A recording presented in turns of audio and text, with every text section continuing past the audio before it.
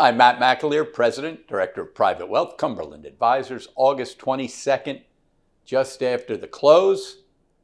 Lots of fireworks today. As a matter of fact, since Chairman Powell was the focus and the market reaction was the focus of the day, let's shoot right to the moose, get some comments, get some thoughts, then we'll circle back and cover the other markets.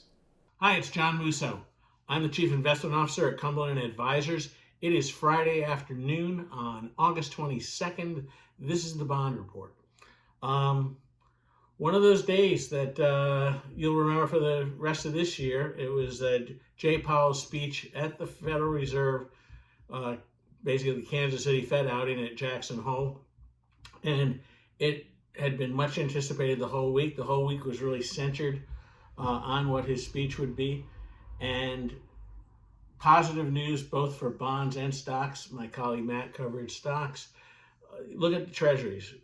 Yields down, not wildly, but down. And certainly down from where they were yesterday. So you have a 10-year bond in treasuries that finished at a 425, that's down 8. You had a 5-year treasury at a 375, that's down 9. You had a 2-year treasury at a 368, and that's down 7. So kind of across the board down. Same on the Muni AAA scale, although those scales are set a little early in the day, so you might see some follow through next week. Not much moving in the 10-year AAA, 323 from a 324. But short-term yields down there about 6 basis points on both the 2-year and the 5-year to a 219 and a 237. The story here, though, is what did the market get from Jay Powell? And the market got from Jay Powell what it wanted to hear. And it's a number of different points. One, the fact that the Fed is reassessing both the balance between unemployment and managing inflation, which we know are their twin mandates, and acknowledging that there's some concern on the labor side. And part of that is baked into the tariffs and inflation. And the mechanics of this work are, yes, you can get some higher inflation out of tariffs. That's a concern. However, when you get to that point, and if companies start to try to protect margins by starting to reduce labor, then unemployment goes up. And that's their concern. So you can think of this as trying to look forward a little bit. Those of you who are gifted or who are old enough to remember Wayne Gretzky when he was playing hockey, he used to say, I go to where I think the puck is going to be, not where the puck has been. And I think that sums up a little bit about what Jay Powell was saying today, and really being open to changing how they're approaching things a little bit. They clearly emphasized that they want Fed independence. We know all the headlines that are going on. We think that's very important. And we also know that they are respectful of what their elders had did years ago in making sure that inflation didn't get out of control. So he basically didn't give you a lot, but he gave you the tilt that the markets really wanted to see.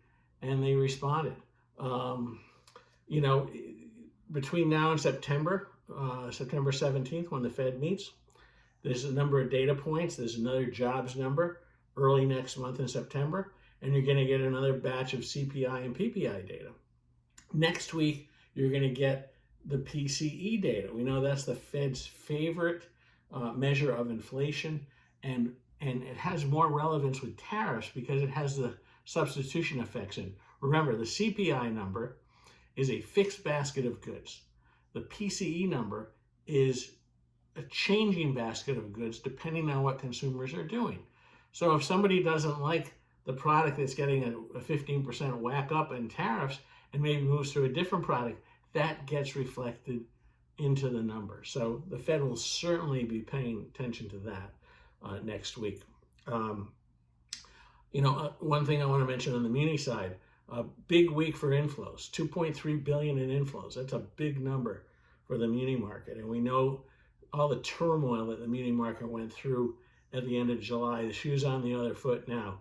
and you're seeing inflows coming in, and you're seeing deals getting done, and they're getting oversubscribed.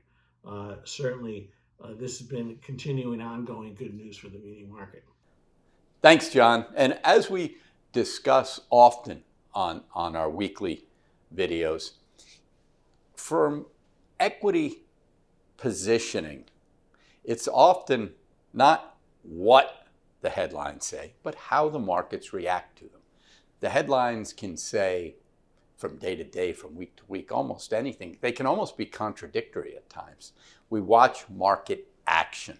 And what today's action told me is over the last couple of weeks where we saw some mild weakness, let's not get carried away. This weakness we saw over the last 2 or 3 weeks has been just mild.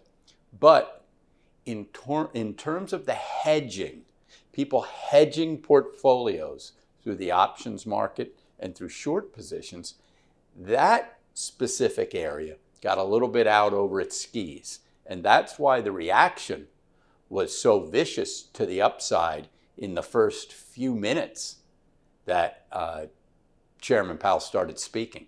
There was almost a preconceived fear that this was going to be a hawkish conversation, maybe based on some of the recent inflation numbers.